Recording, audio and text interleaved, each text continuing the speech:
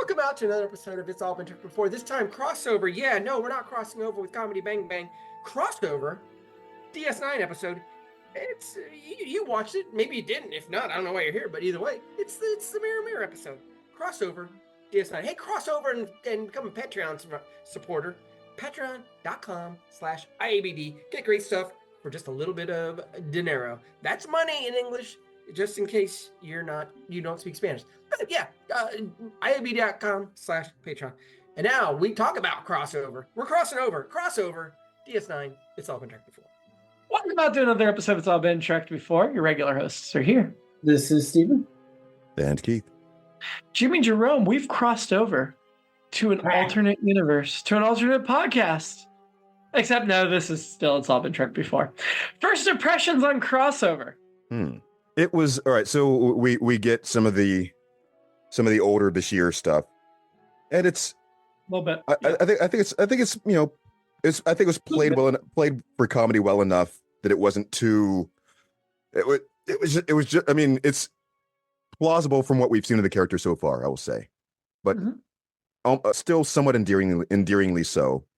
And I think it was probably a good, I want to say palate cleanser, but something to soften the blow of what was to come for the tone of the rest. So yeah. Mm-hmm. Yeah, I thought it was not just that scene, but the whole episode. I think Jimmy, you predicted it when we talked about this episode a couple weeks ago that I would love it, and I did. Obviously, it's a mirror, and there are literally mirror callbacks in it, and I enjoyed it very much. I ended up not taking many notes, but I just ended up kind of watching it to an extent. But enjoyed it a lot. Maybe I didn't overthink it, and neither did they, even though there was a lot going on here. But yeah, we'll come back to that first. But yeah, that's my first impression. I also enjoyed it quite a bit. I did like that we did not get any Mirror Universe episodes in Next Gen. Yeah. Technically, we got 2 in the original series because the Tholian Web was technically a Mirror Universe adjacent episode based on later continuity with Enterprise and Discovery. Okay. Tholian Web counts as a Mirror Universe episode. Is yesterday's Enterprise? That's just a time travel. No, that's just time travel. Okay. But yesterday's Enterprise, the Defiant, which is the Constitution class ship lost in the episode, is lost into the Mirror Universe. Okay. According to canon, not making up crap from the novels. Right. So we had 2 Mirror Universe episodes in the original series. We have 4 in DS9, and the 4 or 5? 5. I think that's 5. Maybe 5. 2, 3, 4, 5. It's 4 more. Yep. 4. Yeah, there are 5 total, and then Star Trek Enterprise does 2 before we do the whole Discovery thing that we'll get to. Sci-Fi ranked this the second best Mirror Universe episode of Star Trek. I'm happy. If Mirror is in was Mirror number 1? It's got to be. I didn't look beyond that, but if it's not number 1, then it's a sham. I mean, DS9 does good with the Mirror Universe. I did love that at one point, and I think this will really tickle Keith, they mention they've gone through the Looking Glass, and the second Deep Space Nine Mirror Universe episode is called Through the Looking Glass next season. So I loved that aspect of you're calling out the title later. But I liked the crossover. I liked the episode. I forgot that from last week. A lot of things about it, but I do have a few complaints about it that we'll get to as we go through it. It was not a perfect episode. I agree with you, Steven. It was not as good as Mirror, but it was also very good. Yeah, it's fun. I don't remember the other 4 DS9 episodes well enough to rank them, and I don't think I've seen the 2 Enterprise Mirror Universe episodes. So we'll get to that. Although Discovery, for all of its faults, did some really awesome Mirror Universe stuff, so that might compete for best Mirror Universe. We'll see. Yep. We get to the beginning. I was going to point out that I forgot to point out the titular line being said in the previous week. One of the Maquis actually came right out and said, "What was the preemptive strike?" Yes. He even drew it out just perfectly too. It's a strike, preemptive strike. Sorry, go ahead. I agree very much with Keith's assessment that this was old Bashir and new Bashir combined. This was a good bridge episode between old Bashir and new Bashir. Like you see the nice parts of Bashir, you also see the annoying parts, and they bridge nicely. We start out with Kira and Bashir trapped in the runabout together, and she's just trying to meditate, and he's doing Lamaze breathing. Because apparently, I mean, I guess it's true. Lamaze probably does help you meditate, but whew. Yeah, I found that very humorous, that thing. And then the whole thing you guys alluded to where he's like, would you like to have dinner sometime? I think you better stick with Dax. I'm sorry. Oh, you thought I was trying to. No. And Kira's like, my mistake. But if I thought you might forget it. Honestly, I was offended on Kira's behalf because he'd be lucky to have her. In real life, oh yeah. Spoiler, in real life, the two of them, those two actors did date and have a baby together during the run of DS9. Oh, wow. Which will get much more funny and meta later in the series. The characters don't ever date, but there's some meta stuff later in the series about when she's pregnant with his child that's really good that I'll point out when we get to it. Oh, cool. But they are divorced. They did not stay together, but they did get together for a while. But Sheer says somewhere in there, I'm just glad we're talking. And I thought I was thinking the same exact thing. Like, I thought it was nice. Wait, he talks about burying the hatchet with her, and I'm like, have we really seen enough to think they need to bury the hatchet? Right. I agree on that. It's not like he's Odo, or not Odo, or he's not Quark. Yeah. I will say, though, in that same opening scene, I found it really charming when she talked about that she liked mostly Bajoran music to try to blow him off. And he immediately requested a Bajoran composer and was familiar with the music. Like, I will say I wrote down it was annoying because you couldn't hear the music. It was playing, but so light you couldn't hear it.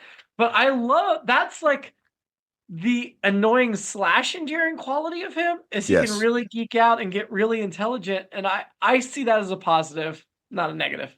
And I thought, I always like when they refer to somebody that isn't Beethoven or whatever, one of our old our Earth Four. Four was the Bajoran composer. Yeah, so I enjoyed that as well. Nice. I'm just going to go ahead and throw it out because I'm looking at it right now. Directed by David Livingston, one of our regulars.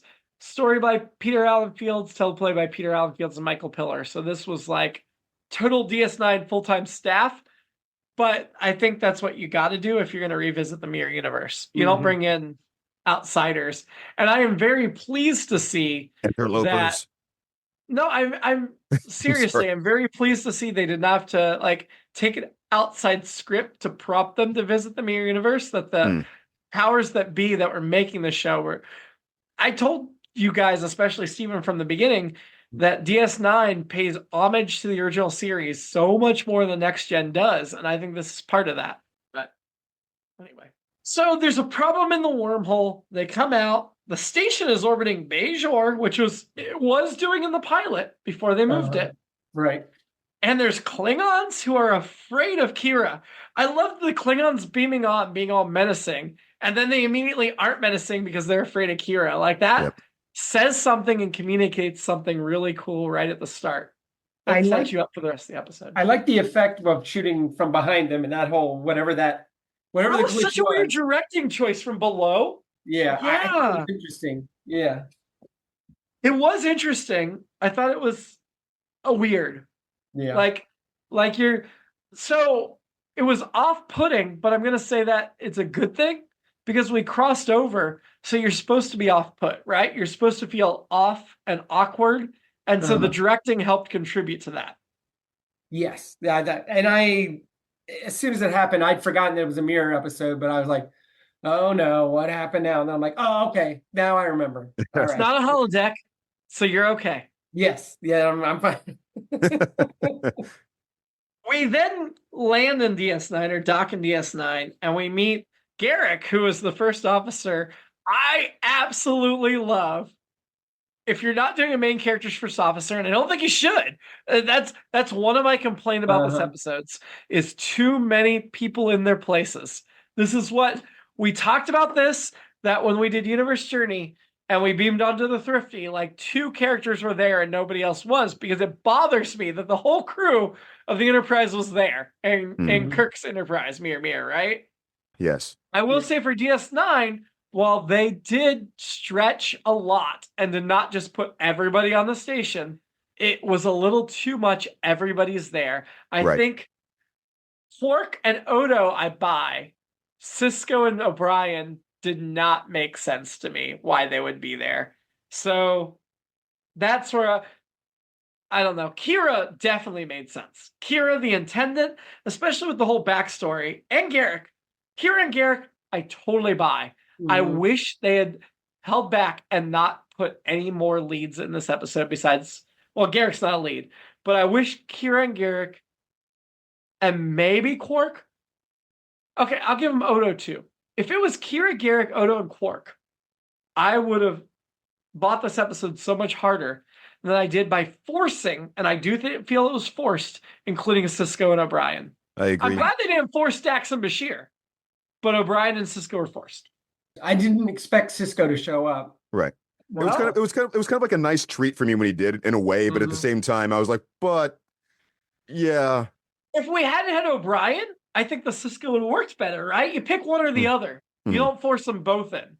Yeah, and I thought was O'Brien's to kind of give them. Well, we have the whole. Well, you should think about doing more than this thing. Yes. Yeah. O'Brien's was there to help with this escape attempt, and also probably to use their lead cast. Although obviously they didn't care about using Dax other than in brief scenes. Yeah. I don't want to get ahead of ourselves. I don't want to spoil, but I will say I think this set up very nicely sequel episodes of Cisco and O'Brien coming back in a rebellion against the Alliance. Oh yeah, that makes sense. Yeah, which I will say it does get dealt with in subsequent episodes, as you would expect it to. But the Mirror Universe episodes of DS9 are a cohesive story unto their own. Like, they all connect to each other, and I appreciate that a lot. But that being said, it would make more sense if it was Cisco or O'Brien instead of Cisco and O'Brien. The Alliance, who doesn't know about the wormhole, although clearly they have to now. Why did the Klingons, I'm jumping to the end again, the Klingons were chasing them. Why did the Klingons not get to follow them back through the wormhole? If they're chasing them, they would have discovered the wormhole, they would have gone back through. I guess the ship wasn't malfunctioning the same, but I feel like they might have got caught up in the same space mojo stuff. I was distracted at the end, and it happened so quickly that I thought to myself, I felt like I needed more. I must have missed more explanation as to how they got back, why it worked, any of those things. As far as it was the runabout malfunctioning interacting with the wormhole, but I headcanon assume it's the wormhole alien sending them where they needed to be. I honestly assumed it was the wormhole aliens interfering with the natural flow of time in the Mirror Universe. That's a good theory for that. So do we know? I won't say the other 4 episodes bear that theory out. That is just headcanon. Do we know that the Klingons didn't try to follow them through the wormhole? They went into they definitely were following them, so they would try to follow them through. But I don't think that's referenced in subsequent episodes. Right. So it really bothered me that the Klingons didn't come out with them. I think it would have sold the episode more if the Klingons came out with them and then they shot them down. And then I would buy that other ships that followed through the wormhole didn't cross over because the interaction of the runabout wasn't going on. And you could argue that the runabouts malfunctions like interacted with the wormhole just enough, and it was a contained phenomenon that it wouldn't have accounted for other ships. That's what I would have assumed. It still feels odd to me. It still feels odd to me. My point is that maybe it's that contained theory would bear out if Klingons just went through the wormhole and just ended up in their Delta Quadrant, was it? Gamma. You're right. If they'd done an 8-second scene to show the Klingons ending in the Gamma confused, that would have solved a major issue with the episode. But they didn't. Garrick is really mean to Terrans. I do really appreciate, and I think Enterprise and Discovery are consistent with referring to humans as Terrans, because Earth is Terra, and doing all that. Just the cohesion of that theory. The Alliance, I was looking at the flags. I mean, it's obviously Cardassians and Klingons teaming up, but I felt like there was a Bajoran element to the flag, which I was a little confused by, because I get Bajorans have joined, and Kira is important enough. She's risen to the rank. Mhm. So Cardassians never subjugated the Bajorans. Right. But Cardassians have like a whole area of space, and Bajor has their planet. That's where the part didn't quite line up for me. Yeah, that's good. Yeah. We have, Maybe, I mean, she says we've become quite an influential power within the Alliance. Well, maybe Bajor is just super. I don't know. Bashir gets sent to work in the like ore processing on the station, where Kira gets to be happy. Well, She also says Garrick enjoys setting an example too much, which tells you something about the intendant Kira. Like, she keeps protesting that she doesn't like violence, and yet all of her actions say the opposite. Yeah, she says to Kira, but I will have to kill your friend. And then Kira's like, no, don't. If you knew him, he's an arrogant Terran who's lived a privileged life on my side. Let him see how the other half lives. So that's her way of saving him, is saying he's a privileged a-hole. No, she's not wrong, and it makes sense for her adapting to the circumstance they're in. I don't know. There was something there that I was like, doesn't quite. The intendant is such a wild, unpredictable character, and I love her. Yeah. But she's so wild and unpredictable. Like, she's sympathetic to the Terrans, but not so much she let him go. And she's going to be unpredictably violent in order to keep order. And I get all that as a character trait. You keep showing your toes. I'm not complaining. Super.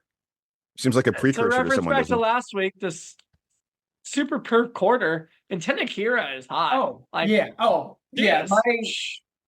I anticipated this apparently when I was taking my notes for this.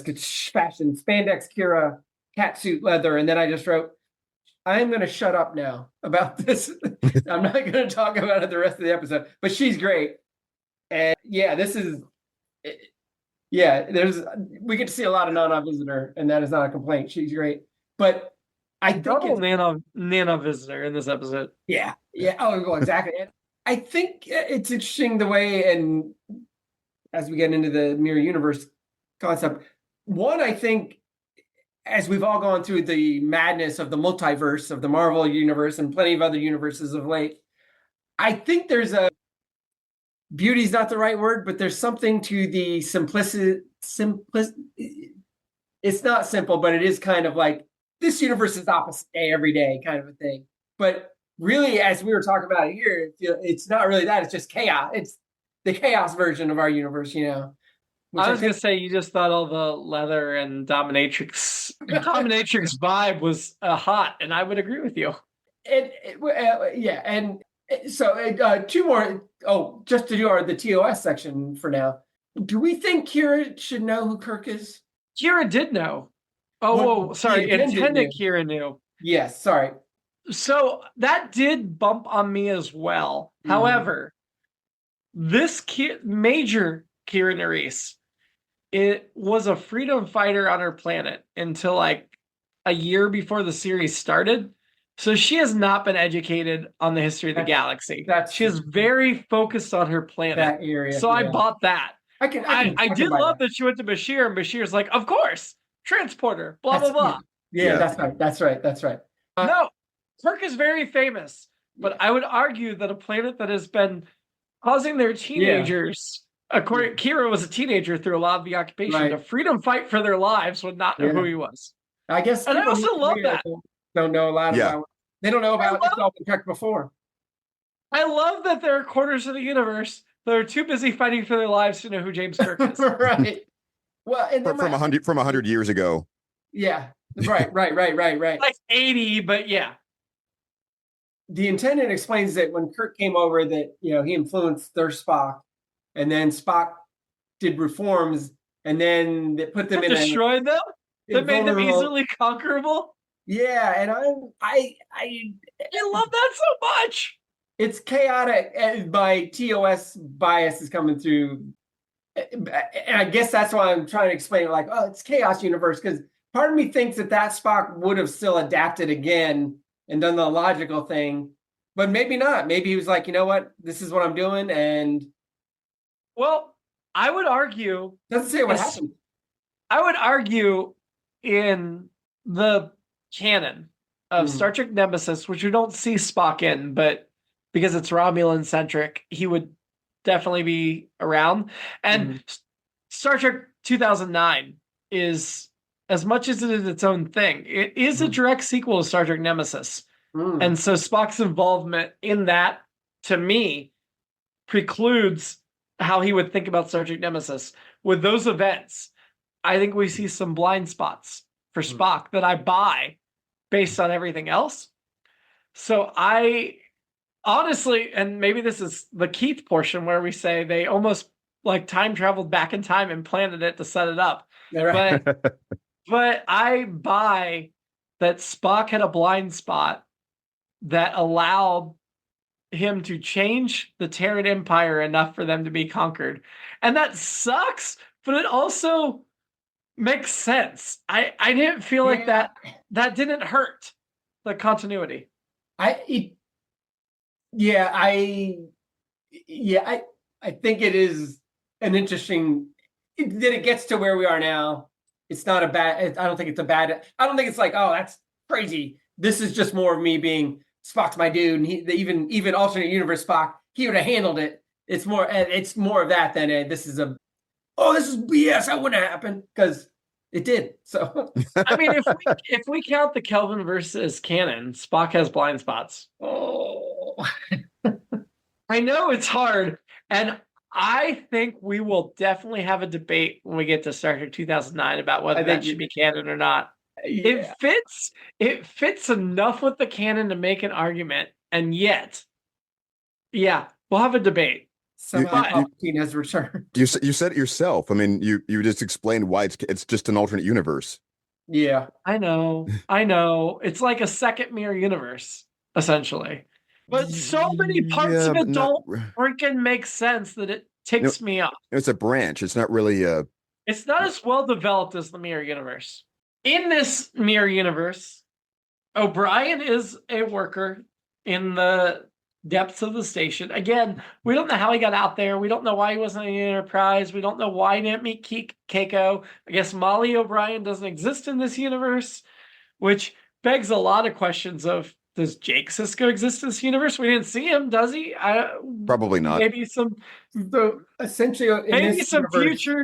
future mirror universe episodes will answer that. I know they do answer that, so I don't want to get into it. But actually, it doesn't. When we start drilling down into it, it doesn't make sense that they exist at all. That Sisko exists. If the entire Earth was just their history was just completely rewritten. Yeah, right. You don't know if Sisko exists or not because his dad was a chef in New Orleans, so his family might have stayed Earth-centric and not been affected by what happened with the Starfleet. Oh. But then why is Sisko a traitor out by the Bajoran system? That's what doesn't make sense, right? Yeah, well, certainly. Similarly, O'Brien was from a Starfleet family. He enlisted as a non-com and fought the Cardassians. So why is he on this station? Doesn't make sense. So is this O'Brien, do you think he's happier because he's not with Keiko? If you were listening to the Greatest Generation podcast, they would say yes, which I have not listened to their take on this episode yet. And we know I'm going to tomorrow. But he does not seem happy. He seems very subdued. I really liked Cole Meany's performance as a subdued.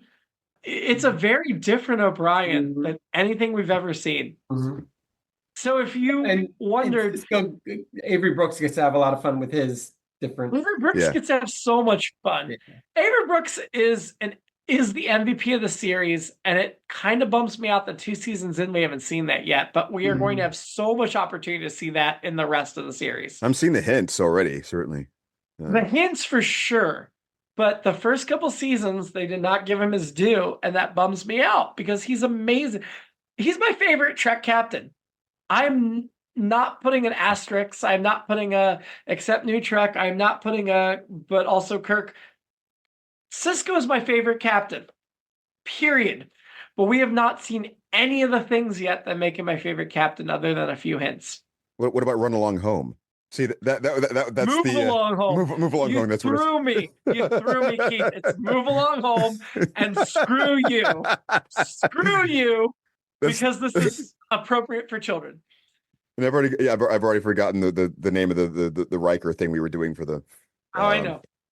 And you're right, Keith. All Kira behind you is distracting me. Okay. That's what I said. What happened? Back to the notes. Odo is an overseer, which means he's essentially immediately. My thoughts went to slave plantation overseers. Like, he's the guy out on the horse with the whip making the slaves behave.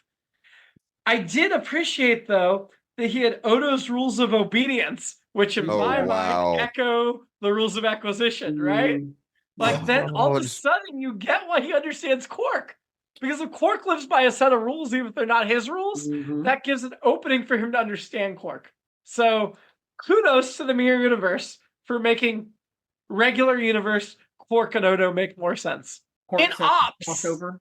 I don't know if you in Ops, the table is missing. Like, there's a main table in the middle of Ops where they do all the coordinating and see all the space stuff. It's gone. It's just a carpet with the Alliance symbol. I don't know why. That makes no sense. There's a rule to kill anyone who comes from the Mirror Universe.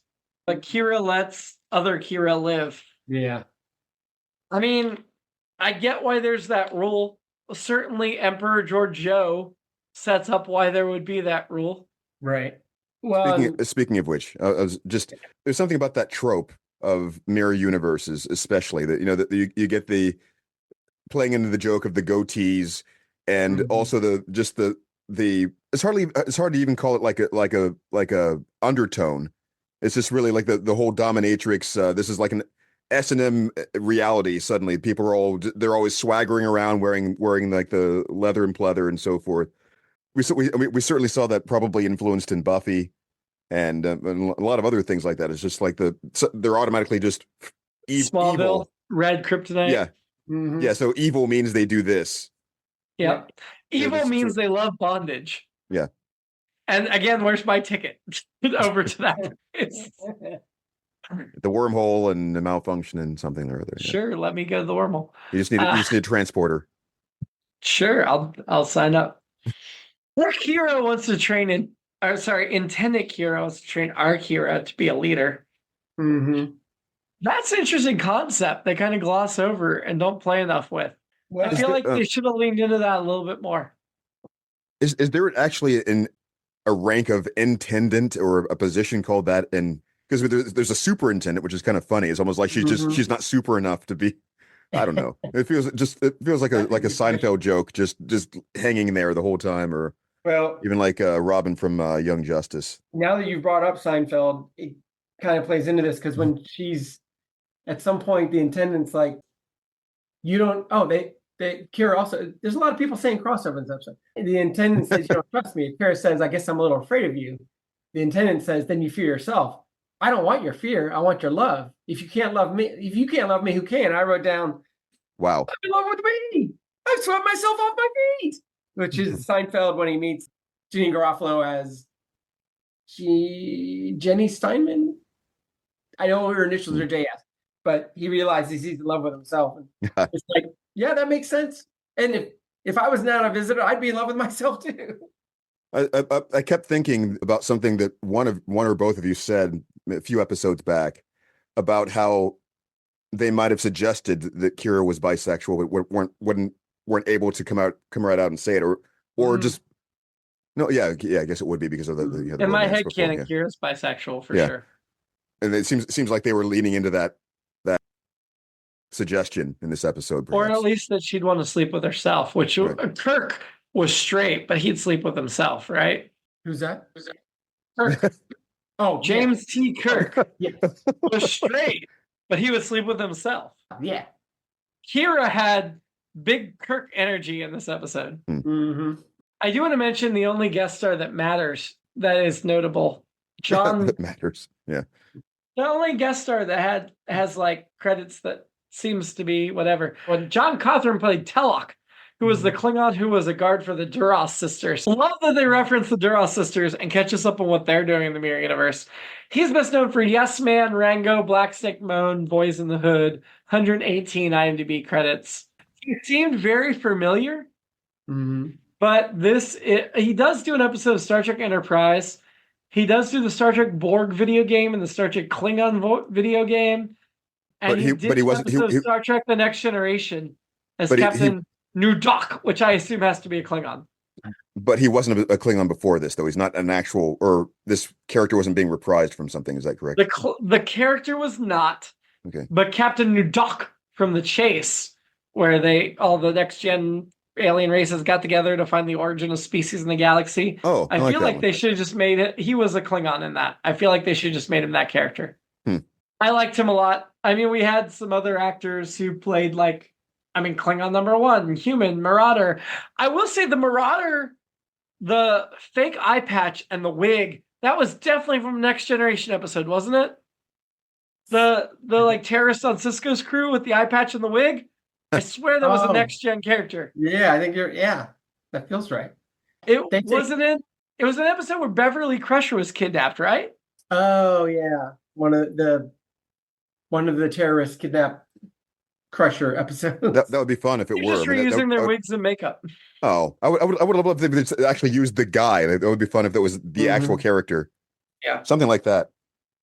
Although that would even be more, They say crossover in the episode 3 times. Every time it's the first. They say the first crossover. So I guess this is the second one. Well, yeah, this is the second crossover, but there will be more. Yeah. So this is the first time they've even tested the kill everyone that comes over policy. Correct. Because Discovery was a prequel, right? But so technically the Tholian Web, so the Defiant, the USS Defiant, back in time into the Mirror Universe. So it predated Kirk's crossover, even though it happened later in the original series. And to make matters even more complicated or homage, when DS9 gets a starship, it's going to be called the Defiant. The XO1 Defiant, but I feel like that can't be a coincidence with these Mirror Universe references. probably not. Right? Because it's the USS Defiant that went to the Mirror Universe. Or at least somebody up there thought of it and just kind of. Well, I know Discovery's post all this. Right. And Discovery says the Defiant crossed over, but Defiant was the ship in the Tholian Web. Right. That they say crossed over. So I feel like as much as it occurred to Discovery's writers, it had to occur to DS9's writers too. Yeah. Kira is not quiet about where she's from with Quark, which I thought, she has a Klingon guard on her, and she's intended Kira told her to be quiet about where she's from so she can roam free because she's supposed to be killed, but she's just going to Quark at the bar being like, I'm from the Mirror Universe. Help me get back. That was a little inconsistent with what should have happened. Well, I thought she was just thinking he would know a sneaky way to do it, right? To get out of here. Right.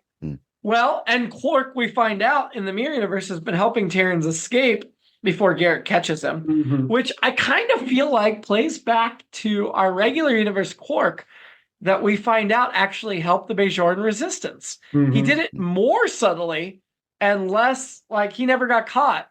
But I think there was a setup to this in that. Yes. Yeah. Yep. I agree. He gets arrested and they act like they're going to kill him, but I'm guessing this Quark. I think they killed him. Right? No, I think they killed him. Okay. They did interrogate him to get more information. Right. So they said they killed him. They did interrogate him, and they said he was killed off screen. That's right. I don't think there's anything in the next 4 Mirror Universe episodes that contradict that. And that's part of my thing is you do a Mirror Universe episode, and then you kill Quark and Odo? What the hell? Yeah, that's right. I forgot. I have written down. You're setting yourself up for more Mirror Universe episodes. Why kill Quark and Odo in your first one? Maybe to deal with the kinds of concerns you were bringing up. It was being too convenient that they're there. Yeah. Even though they actually made sense. It was the humans that were convenient. I know, but I'm just saying that it makes it even less. There's certain kinds of moving parts. All right, so I was going to getting back to the thing about tropes of crossovers and mirrors and so forth. Sure.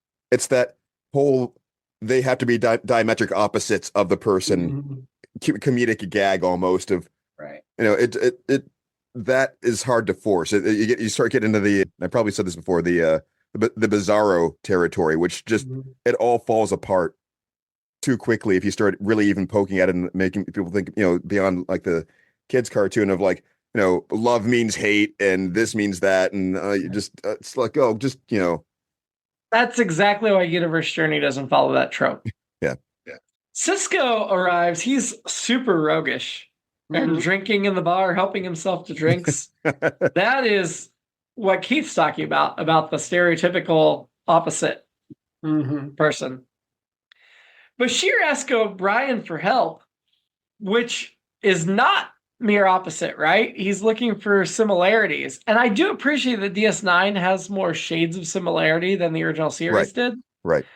The DS9 is like, this isn't just a general opposite, whereas the original series went for opposite.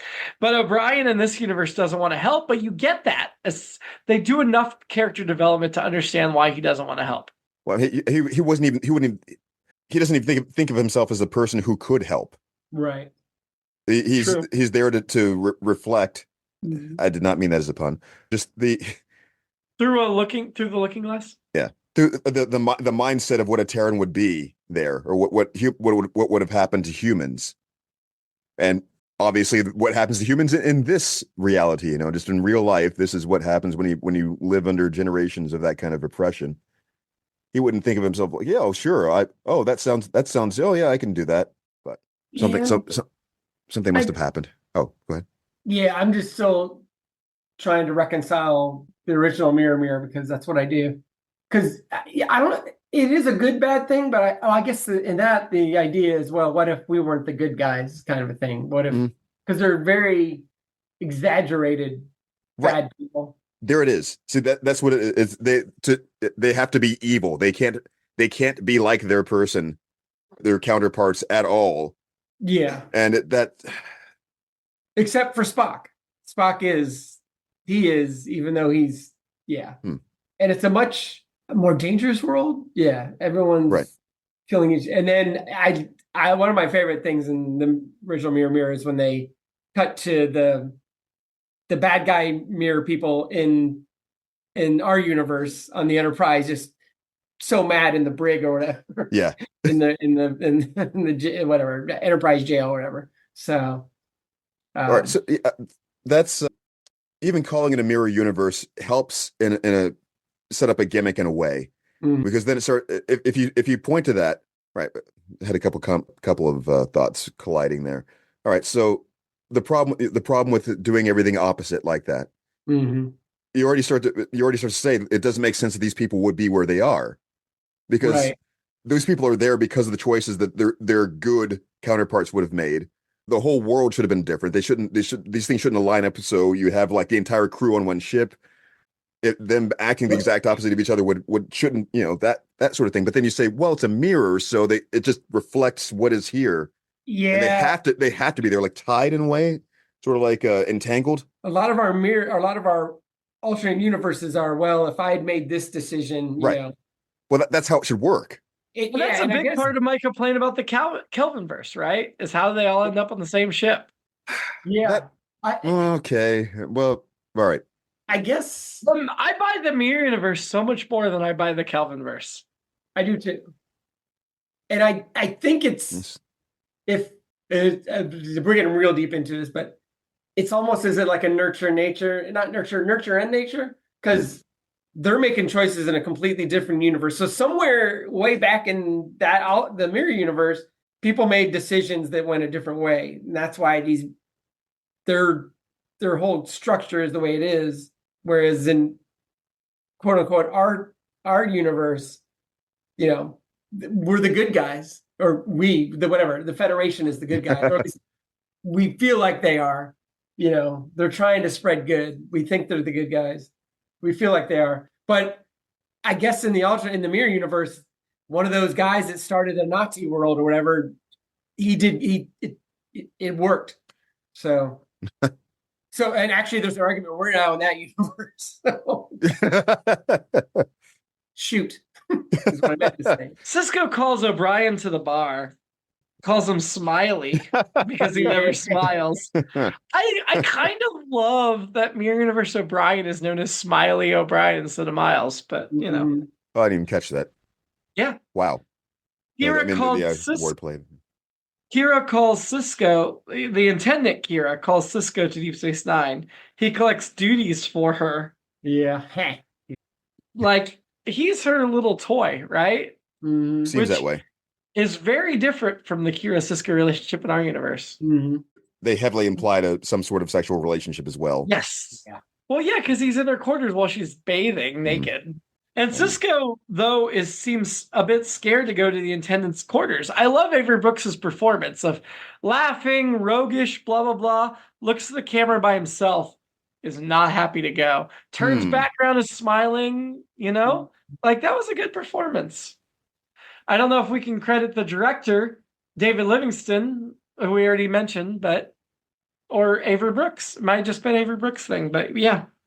You should do this because I'm already distracted enough, but I feel like the intendant taking the bath was even more like, wow, and also felt it put me in the 90s more than anything. It felt very old Sci-Fi Channel and Skinamax of that era. Even though I knew obviously we weren't going to see anything, but it was, and I actually prefer it that way. Obviously, I shouldn't say obviously, but I prefer that way in this instance. It just made her even more alluring to me. But it was really, you got to be careful shooting that, and they did. They were careful, but it was great. As far as we know, I mean, they probably just edited it out. They wouldn't just like, well, it's on the. We had to put it in. It's on the tape. They went up to that line, and I've always said, I guess to be fair, there were probably, when we look back, TOS, there were people probably more naked than she is even in this episode, for that matter. True. Very true. She's covered except for neck above and wrists. Yep. Cisco says he never had any feelings to hurt. Good line. Yeah. The transporters have been redesigned in the Mirror Universe. That can never happen again. Do you think the regular universe also redesigned their transporters to account for that? Good question. So, all right, Kira is afraid of herself, and she wants love and sees herself as her chance of love. I don't know. I kind of want to give intended Kira a hug. So that kind of leads into what I was about to say. Just back to the subject of the nature versus nurture thing, and how the mirror universe even works. It's almost as if they would be a different species or something, or is it because there was something that happened further up the line in history where some sort of trauma won out, where everyone just ends up being just so messed up all the time? That's just how they grow up. Is there some sort of counseling that would work to the point where they would start to behave differently, or is it they're just wired to act like that? That's one of the things that would be hard to. Right. Yeah, it's hard to pinpoint when exactly the Mirror Universe divulged. Obviously, it was before Kirk's time. I think they established that later in DS9 or Enterprise canon. But yeah, it's at this point we could tie everything back to what happened with Kirk and Spock, right? Yeah, for the most part. Yeah. What do you mean? That Kirk was an evil dictator type figure, and Spock overthrew him to bring peace to the Terran Empire, which of course led them to being overthrown by the alliance of Klingons and Cardassians and such. Well, yeah, I mean, you can tie it to as far as the plot of this episode and what's happening here. Yes, but you're going back, trying to go back. Yeah, I think that influences like how O'Brien grew up, how Cisco grew up, how Right. So, I forgot to mention like the hand wavy explanation, which would be like quantum entanglement, something like that. You have these entities on both sides of this mirror, and they're in certain positions because they have to be. They're pulled there because of some constant, and that's where the wiring would come in, where the mirror universe alternates are wired to act evil by our standards, but they still end up in similar places and have to make certain kinds of decisions in the same way. But even though their decisions should be different and shouldn't keep them in the same positions that these other people would be. Anyway. Yeah. Fork is executed quickly, according to Intendant Kira. Garrick admires tailoring, which is a fun little throwaway line. Oh my God. You didn't get that? No, I kept the name Garrick I kept thinking of Ducat. Wow. That's what I was. Oh wow. I do love, and this is my last fashion note, the matching Kira Oscar night dresses. She and the Intendant. Those are great. That was a really interesting character decision. on the part of the intendant. Yeah. Which just, I think, reinforces Garrick's theory that she's in love with herself and wants to sleep with herself. Swept And herself off her feet. in the headcanon, do you think they slept together? No, but I think this is more playing into the toy aspect. She loves having a dress up doll of herself, essentially. I think if they'd had one more night, they would have slept together. But yeah, I agree with you, Keith. They didn't actually get there yet. I don't know if regular universe Kira would have been into it. If Major Kira would have been into it. No, I don't think she would have, but I don't think she would have had a choice. Like, I think she would have gone along if she saw that as her only option. The same way she went along with the way she was like, oh, Bashir's an entitled brat, whatever. Mm-hmm. Anyway, Garrick asks Kira to betray the intendant in order to let her go, but then he also says, like, Bashir's my hostage. If you don't betray her, I will kill him. Mm. It's a really good machination, twisty, whatever. I love that they chose Garrick for this. I also love that they left both Garrick and the intendant alive, so that may or may not we'll see them in subsequent episodes. I honestly don't remember, although I do have an action figure of Intendant Kira, so whatever that says. Sisko says Garrick has been trying to kill the intendant from the beginning, which makes me think Garrick's ineffectual and not very talented, which does not quite gel with my opinion of current Garrick in our universe. There you go. It's the hardwired evil that makes them make big moves and sloppy things. Well, that's the flaw we usually see in most, just again, regular universe scripts. The villains are usually their fatal flaw is their lack of subtlety at times, or nuance and patience, or whatever. They're just or at least the thuggish kinds of villains. That seems to be their undoing. Yeah. Bashir steals a phaser and kills Odo. At the risk of spoiling, we see members of Odo's species die, and it looks nothing like that every other time. Okay, and so I'm like, why the heck did he explode like that? That's not how Odo's people die later. Maybe he's faking. I was going to say, maybe it's something to do with the type of weapon interacting with his body chemistry that's different in the mirror universe, but it still felt like, really, that's not how Odo's people die. O'Brien has a really emotional moment about where he's like, I'm already dead, so I'm going to help you. Man, Cole Meany killed it in this episode. A+. I wrote down, I thought that was a great speech. I thought, yeah, he crushed it. I did not enjoy that Bashir told O'Brien, oh, Starfleet's going to probably have a big problem with bringing you back, but I'll go ahead and do it anyway. Why would Starfleet complain about you rescuing this man from horrible circumstances? I know you don't want two O'Briens, but seriously, that feels like Starfleet would be like, good job, Bashir. Good job rescuing this poor, pathetic man that had nothing. No, I think you've already that's it. It's the scientific complications of doing that.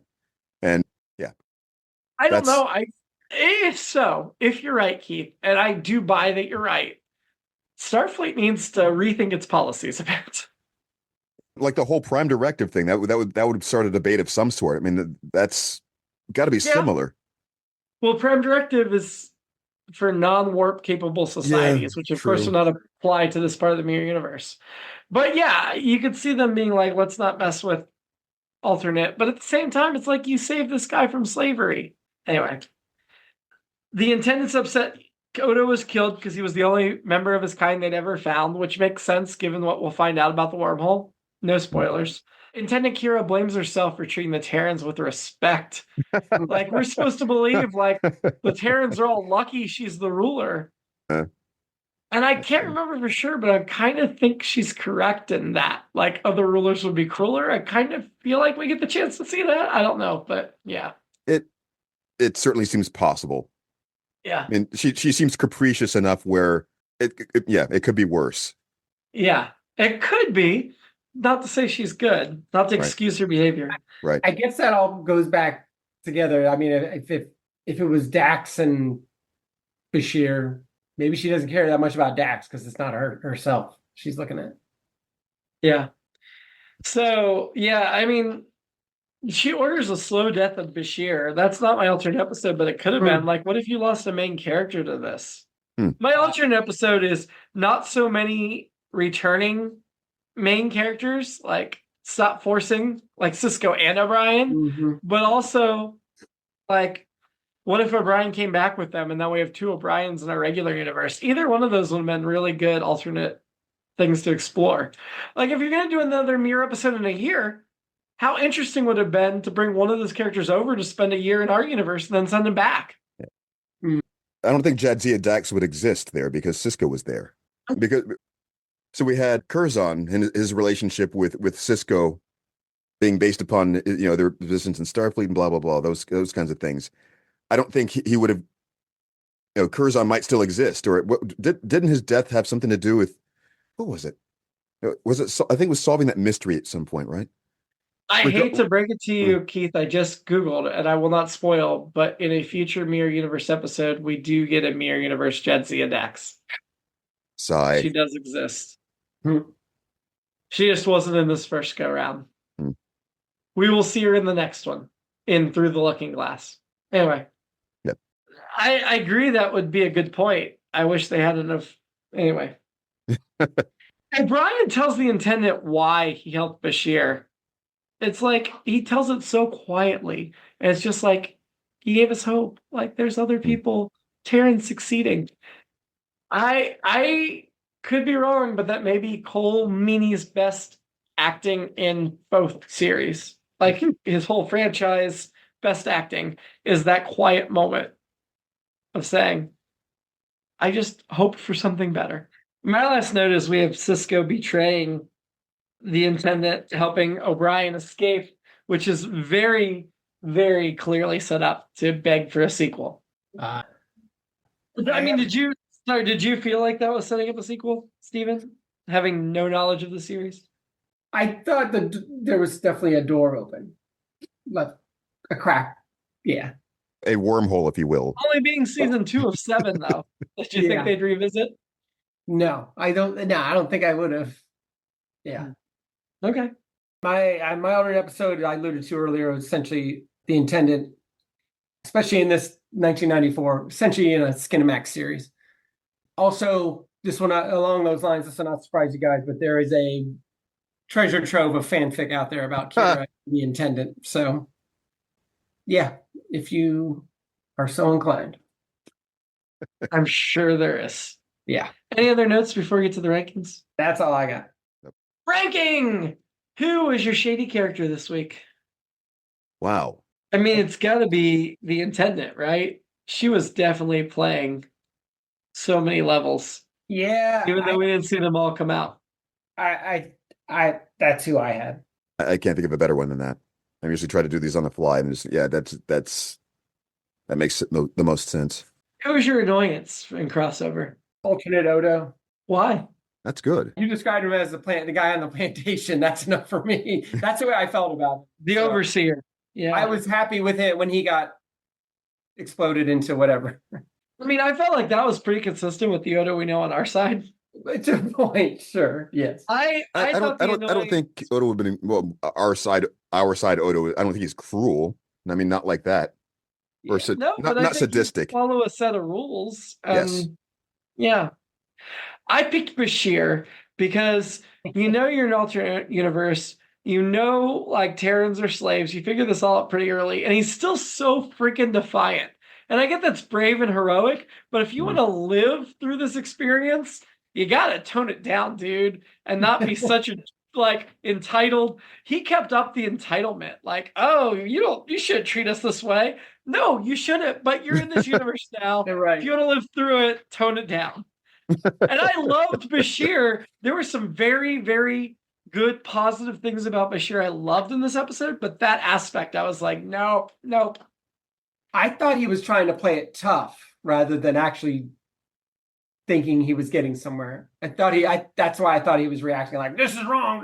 Come on, come and get some. But I think he was, but if he wants to survive this, playing it tough's not the right move. Well, yeah. Yeah, being underhanded and shady is the move. Sure. That's difficult. I think Mirror Odo in this case. Okay. Who are you having a drink with? I don't think I have to answer, but the intendant? Yeah. I'm going with Smiley.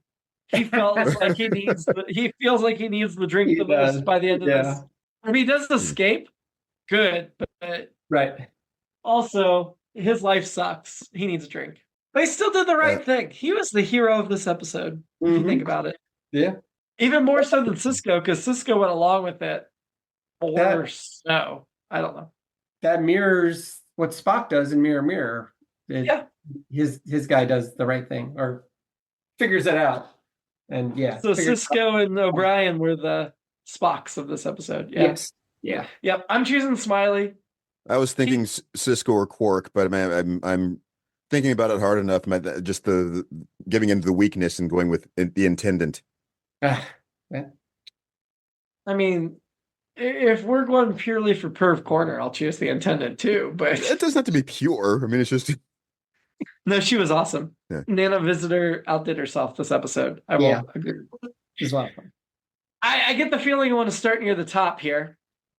Let's compare it to the most recent episode, The Wire. Well, no, below that. Lower? Yeah. I mean, it's the best. The Wire's the best thing that's ever been on television. That's what I hear. I've watched 2 seasons and I enjoy it very much. But my TOS bias might make me put this over The Wire, but I'll say maybe, and TOS and recency bias. So nostalgia plus recency, but. Well, Keith and I went below, but Steven, above The Wire is Blood Oath. So your TOS bias comes in again. Yeah. Better or worse than Blood Oath? I could go either way on that one. I'd probably go with Blood Oath, I think. Yeah, I would too. Well, obviously, because Keith and I are going down. Yeah, it doesn't matter. Blood Oath is number 1 for the season. So you'd put this number 2. All right. Okay. Keith, below The Wire is the Maquis Part 2. And I would put this above that. Yeah. Okay. Me too. So our argument is just whether it belongs above or below The Wire. Yeah, and I can't give you a good argument for that. So I will say Blood Oath is 19. The Wire is 22. Crossover is 23. The Maquis Part 2 is 21. And the Maquis Part 1 is 20. So the last 5 episodes of the top 5 episodes we have for the season so far. That's before we even get to the Homecoming, which was part 1 of 3, which we really liked. Yeah. I'm actually talking about the longer I think about it, I probably might go under Maquis Part 2. I mean, we talked about the problems with, the convenience of things and having too much of the, original cast or original, you know what I'm saying? The regular, it just, lead cast. There are too many little things like that kind of go, but I suppose that's how the Mirror episodes work. I've been unpacking that the entire time we've been talking. Yeah, I kind of forgive it because that's how Mirror episodes work. But yeah, if you were going below Maquis Part 2, below that's Maquis Part 1. Absolutely not. No, I don't know. It's and below that's Homecoming, which was the season premiere, which was pretty darn good. But based on consensus, we're putting it at number 3 for the season. So still, I told you season 2 is going to pick up, but the fact that the last 5 episodes of the top 5 of season 2 is pretty telling that we're starting to really pick up in this series. Next week, we are going to watch Journey's End, the saga of Star Trek: The Next Generation. It was a VHS special that aired on TV. We found it for free on YouTube. So if you want to join us, we're guessing you can find it for free on YouTube as well. I already shared the link with Stephen and Keith. The synopsis from IMDb is your destination, the 24th century. Your mission to voyage where few have gone before. Behind the scenes of Star Trek: The Next Generation. Join Jonathan Frakes, Next Generation's Commander William Riker, for this fascinating chronicle of Gene Roddenberry's beloved Emmy Award-winning series. You'll explore the Enterprise, meet the show's stars, and some villainous guest stars, learn special effects secret and makeup magic, finally get the answer to that nagging question, where's the bathroom on the Enterprise? Other highlights include a visit to a Star Trek convention and a stop at the scoring stage to watch Marina Sirtis, Lieutenant Commander Deanna Troi, who's a full commander by this point, lead the orchestra in a recording session. The program concludes with a special look at the series' thrilling final episode, All Good Things, and a sneak peek at the crew's movie debut, Star Trek Generations, so set course for an adventure like no other. I know that was a super long synopsis, but we're watching what was essentially a TV special that's available on VHS and we can find on YouTube. Cool. Before we dive into the finale of Next Gen and our retrospective on the Next Gen, Season 7 and the series as a whole, before we come back for the final 3 of DS9. Until then, live long. In whichever universe you choose, except for the Kelvin, and prosper. It's All Been Done presents Who's got the time?